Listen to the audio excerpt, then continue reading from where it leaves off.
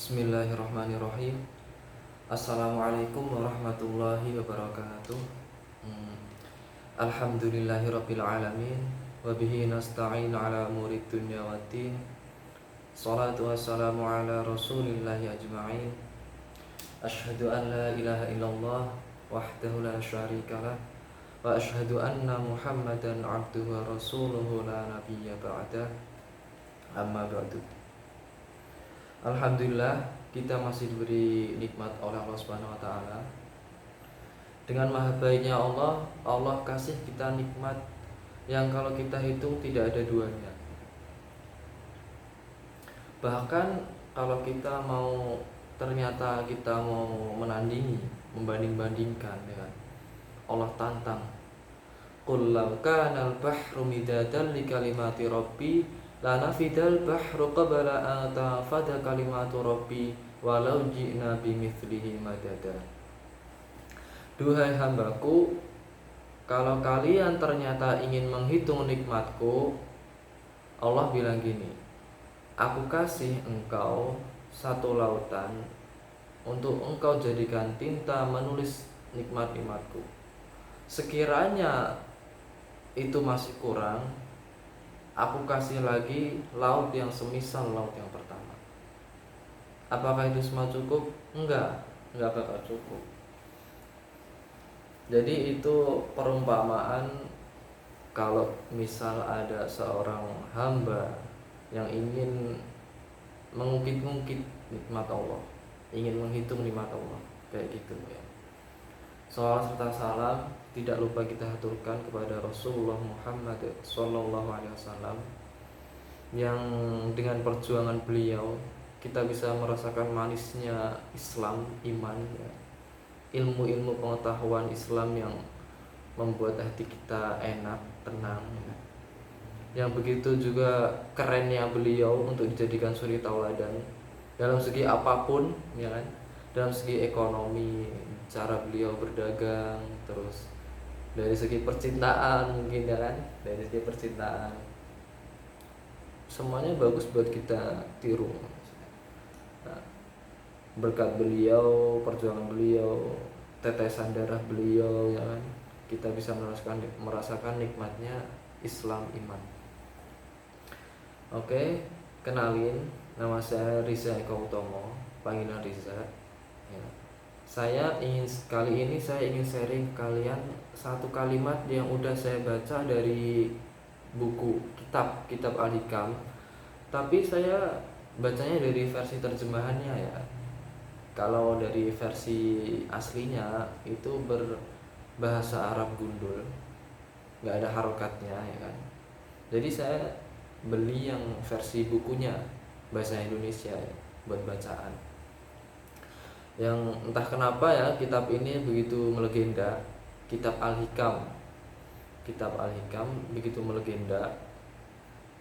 Padahal kalau dari isi sama materi itu sangat berat untuk dinalar manusia, beneran. Tapi bagus isinya, beneran.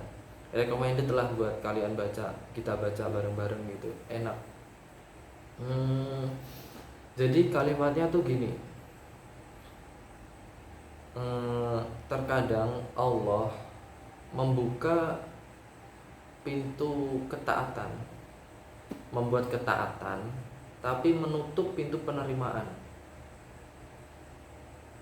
Ada kalanya Allah menetapkan dosa, tapi membuka pintu penerimaan. Bingung gak tuh? Saat kita taat, Allah tutup pintu penerimaan, tapi ketika kita berbuat maksiat, kita malah sampai kepadanya. Maksudnya gimana? Jadi gini, terkadang dalam ketaatan kita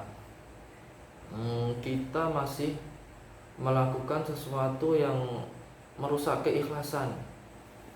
Contohnya gimana? Contohnya kita yang paling sering tuh ujub ya kan. Ujub tuh apa? Jadi ujub tuh pada sok yes, merasa dia mempunyai kelebihan yang orang lain tuh nggak punya. merasa udah paling jago lah intinya, kayak gitu. So yes, ujub. Terus apa lagi ya, bergantung kepada amalan tersebut.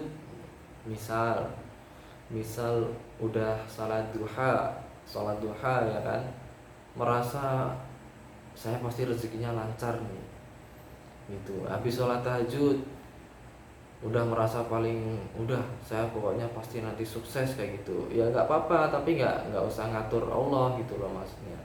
Ibadah ya ibadah aja gitu. Kalau misal sedekah gitu, sedekah tuh dia bergantung, kalau sedekah nanti Allah lipat gandakan gitu. Jadi kayak gitu tuh nggak boleh kayak kita mau sedekah ya udah kita sedekah aja, toh itu duit siapa? Duit Allah yang dititipin ke kita gitu. Jadi seharusnya ya ikhlas gitu bagusnya. Terus kita merendahkan orang lain gitu. Kayak kita udah ibadah nih, misal ngaji lah, pada orang yang nggak ngaji malah kita kayak cengin gitu. Kalau mau ngasih tahu ya ngasih tahu, cuma ya jangan sampai berkata kasar membuat orang itu nggak nyaman gitu. Ya kalau mau ibadah ya ibadah aja. Terus yang satunya apa lagi ya? Ya pokoknya itulah salah satunya ya, salah so yes, sikap bergantung, terus merendahkan orang lain gitu. Dan mungkin masih banyak lagi lah niat-niat buruk kita saat beribadah yang itu menghambat keikhlasan kita. Yang padahal tuh kita seharusnya ikhlas. Kita ibadah tuh yang ngasih kekuatan siapa sih? Ya kan? Kita ibadah tuh yang ngasih kekuatan ya Allah, ya kan? Kita bisa sholat, bangun tahajud nih. Yang bisa yang bangunin kita siapa? Allah. Yang ngasih kekuatan buat ngangkat tangan, buat doa siapa? Allah. Jadi kalau misal kita udah sholat tahajud, udah doa misalnya kan, ya udah, yang penting kita udah doa lega gitu, udah minta. Jadi masalahnya terkabul atau enggak ya itu ya urusan Allah, bukan urusan kita. Tugas kita mah ibadah sebagai hamba ya kan. Nah itu yang penjelasan pertama ya, yang kita melakukan ketaatan tapi Allah menutup pintu penerimaan. Yang untuk yang kedua, ada kalanya Allah menetapkan kita berbuat maksiat, dosa, tapi Allah membuka pintu penerimaan. Maksudnya apa? Jadi kayak misal setelah melakukan dosa nih, kita pasti terus merasa was-was gitu, memohon ampunan, memohon perlindungan gitu kan. Kayak kita setelah melakukan dosa takut, kok saya melakukan dosa ya, pasti nanti Allah hukum nih, kayak gitu kan. Terus kita minta ampun, ya Allah, minta ampun ya Allah, ampuni saya ya Allah, astagfirullah, kayak gitu kan. Terus kita minta perlindungan, ya Allah jauhkan saya dari segala mara bahaya ini itu gitu kan, kayak gitu bagus ya kan. Terus setelah berbuat dosa biasanya kita menghinakan diri. Kenapa sih ngelakuin ini padahal Allah udah baik, udah ngasih nikmat ini, nikmat itu, nikmat ini ya kan, udah baik, kita ingat-ingat lagi gitu. Itu kan bagus tuh ya kan. Terus kebalikannya yang pertama tadi, kalau kita melakukan taatan, kita merendahkan orang yang nggak melakukan ya kan. Nah kalau kita melakukan dosa ini, kita akan mengagungkan orang yang tidak melakukan dosa. Contohnya apa? Kayak misal yang mungkin marak ya, kita mungkin pacaran, kita bahas pacaran ya kan. Kok bisa sih dia nggak pacaran? Kita kan pasti heran kan, ketika banyak orang yang mungkin pacaran ya kan? Nah dia memilih sendiri gitu, memilih dalam ketaatan, berproses baik, berproses dengan baik ya kan. Di saat orang lain mungkin di luar boncengan tapi dia nggak pengen, orang lain makan bareng dia nggak pengen, tetap dia istiqomah ya kan. Kita kan mungkin langsung kayak, kok gua nggak bisa kayak dia ya. Terus kita mengagumkan orang tersebut, mungkin malah kayak kita nggak sengaja kita mendoakan orang tersebut, ya Allah semoga orang itu istiqomah, engkau jaga ya Allah. Nah itu bagus. Jadi kayak gitu maksudnya.